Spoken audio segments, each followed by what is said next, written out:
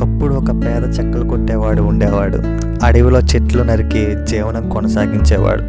ఒకరోజు అతను నది ఒడ్డున కలప నరుకుతూ ఉన్నాడు. అతని గొడ్డల నదిలో పడిపోయింది. నది లోతుగా ఉంది. ఆ గొడ్డలను తీయలేకపోతున్నాడు. లేకపోతే అతను మునిగిపోతాడు. ఒడ్డున కూర్చొని ఏడవడం మొదలుపెట్టాడు. నీటి దేవత ప్రత్యక్షమైంది. కట్టెలు కొట్టేవాడిని ఏడుపుకి గల కారణం అడిగింది. కట్టెలు కొట్టేవాడు దేవతకి విషయమంతా చెప్పాడు. ఇదిగో కట్టెలు కొట్టేవాడా, ఇదిగో ఇక్కడ కనబడుతుందే బంగారపు గొడ్డలి, అది నీదేనా? అయ్యో అమ్మ, అది నాది కాదమ్మా. ఆ బంగారపు గొడ్డలి నాది కాదు. ఇదిగో కట్టెలు కొట్టేవాడా, ఇదిగో ఇక్కడ కనబడుతుందే వెండి గొడ్డలి, ఇది నీదేనా?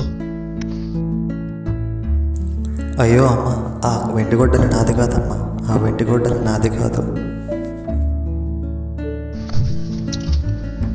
ఇదిగో కట్టెలు కొట్టేవాడా, ఇదిగో ఇక్కడ కనబడుతుందే ఈ గొడ్డలి నీదేనా? అవునమ్మా, అవునమ్మా, అది నా గొడ్డలే, అది నా గొడ్డలే. ఇదిగో కట్టెలు కొట్టేవాడా, నేను నిజాయితీకి నిన్ను మెచ్చి, ఇదిగో బంగారపు గొడ్డలి, ఇదిగో వెండి గొడ్డలి, దీన్ని కూడా నువ్వే తీసుకో. కృతజ్ఞుడమ్మా, ఎంతో ధన్యవాదాలు నీకు.